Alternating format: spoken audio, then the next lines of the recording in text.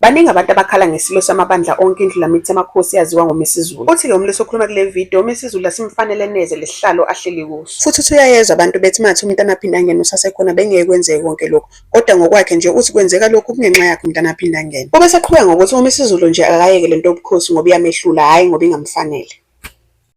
Abanye benu banakho ngempela ukucabanga ukuthi bangabasebukhosini phakathi. Kanti cha, singabantukazana sonke nje. And futhi sonke sinelungelo elifanayo lokuthi singaba ne-opinion ngesihlalo noma ngodaba lesihlalo. Ngiphoxeke kakhulu ngokwenziwe indlulamithi yamakhosi namhlanje. Namhlanje bekuwusuku la obekufanele kukhunjulwe khona impi yaseSandlwane, la uZulu acoboshisa khona amaNgisi.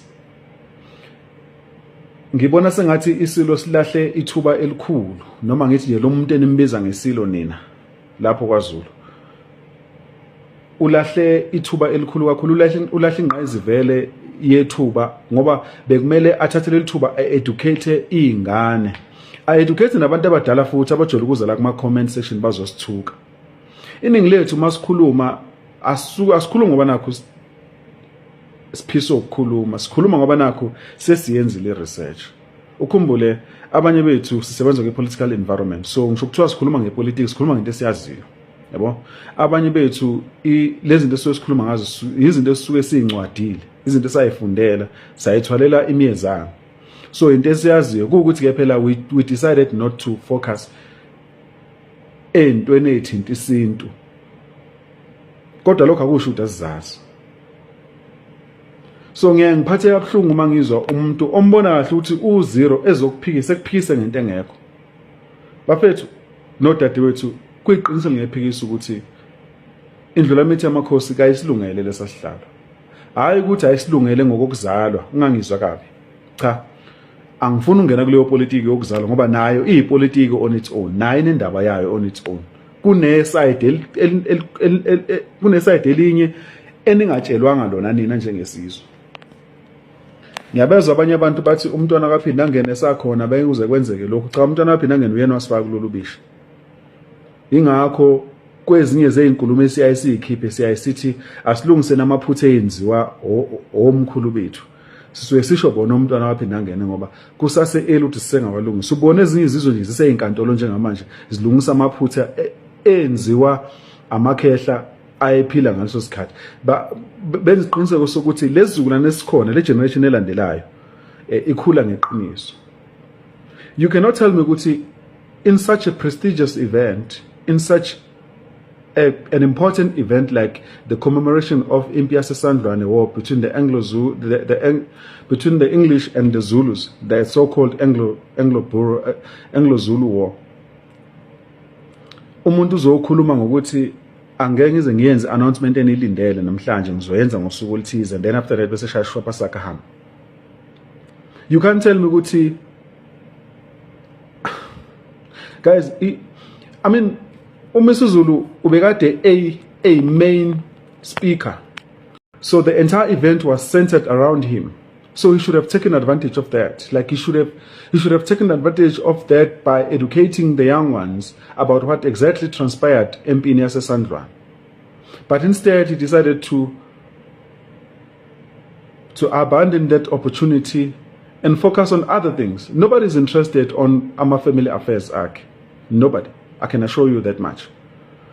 Ukunalokho sifuna ukwazi ukuthi izinto ezithinta isizwe zithini. Sifuna ukwazi ukuthi njengoba kuhlangenwe laphana umlando uthini. Sifuna ukwazi ukuthi njengoba uhulumeni wethu wakwaZulu emoshe imali engaka ukuhlanganisa nokwenza leya event ibe impumelelo kanje, ama-millions phela amosheke laphana. Qedela lapho umuntu uzothi cha ngeke ngize ngintshele lutho namhlanje ngizontshela ngosuku oluthize bese eshaya ibheshu lakhe ihamba. Hayi Zulu omnyama. Lutho nina bakwandaba. Hayi lutho ngiyala mina. If bekade ngomunye wabeluleki bekaMisuzulu bekade ngizothi akayenze lento in a form of lecture. Akhulume ngokuthi what exactly transpired kuze kufike kule mpi yaseSandlwane. Obani ababe involved, ubani wayehola phambili njengoba eholwa ucetshwayo kaMpande nje isilo saseMngungandlovu. imaphi amanye amakhosi ayelekelana naye akwezinye izizwe, imaphi amakhosi ayephikisana nokuya empini, ngoba phela abahlezi bekhona oNgoma Uyayona, ayekhona amakhosi ayephikisana nokuya empini ngesikhathi kuzoliwa namaNgisi. Bekumele asho ukuthi imaphi amabutho ayekhona, iliphi ibutho elalihola phambili, iliphi ibutho elacoboshiswa laphela, ngoba phela laphana kwakhanjwa ngamabutho, babeya ngey'gaba until kuze kube ukuthi amaNgisi ayanqotshwa. Kuze kanjani kuze kufike kuthiwa sesine blood river, kukhona iy'ngane ezingakwazi konke lokho. So he should have taken an opportunity, like he should have taken an advantage ngokuthi afundise iy'ngane ngezinto ey'fana nalezo, like ispeech sakhe structure ngendlela efana naleyo. If bekade ngumeluleki kaMisuzulu, bekade ngizomxwayisa ukuthi akayeke lento yobukhosi, ngoba iyamehlula, hayi ukuthi ayimfanele. Ningangizwa kahle kabi, ngizweni kahle. Isamehlulo kwamanje, ukhona umuntu ongayenza kangcono, umuntu onjalo every time whenever is given a platform evula umlomo wakhe uyezwa manje ukuthi kukhuluma inkosi la. Lo muntu ugcotshwe amakhosi, ugcotshwe zinyandezulu zakwaZulu. Abantu abaningi bayiphambanisa lento kaMisuzulu nesihlalo, bajola ukuthi kwaphuma iy'nkomo zakithi zaya eSwazini zolanda umakoti, izivumelwano zasithi. Abantu bayikhohlwa leyo ukuthi emva kokuphuma kwey'nkomo yini enye yenzeka ethinta umntwana uSimakade samakhosi. Abayikhulumi leyo futhi abafuni nokuyizwa. Yazi why bengayikhulumi? Oprofessor bayazi, inkinga ukuthi mina bengizobasho nangamagama la. Oprofessor engine-short bayazi le ndaba, kodwa ngeke baze bayikhuluma, ngeke bayithi vu. Okukhombisa ukusobala ukuthi umntwana uMisuzulu isihlalo kasimlungele. Kodwa ke angifuni ukungena lapha ekuthenini ufanele ukuhlala esihlalo noma akafanele, kodwa ngisaphinda namanje akayibeke phansi intambo, akakabe ready for isihlalo. Ziningi nje izinto ahluleka ngazo. I think in each and every opportunity ayitholayo lamfo ulambasta isithunzi sesihlalo. Uma uthatha ukubheka thina sihlala emazweni, asihlala kwaZulu, sisemazweni. Kodwa siphuma kwaZulu, singobokuzala, singobomsinsi okuyimilela kwaZulu.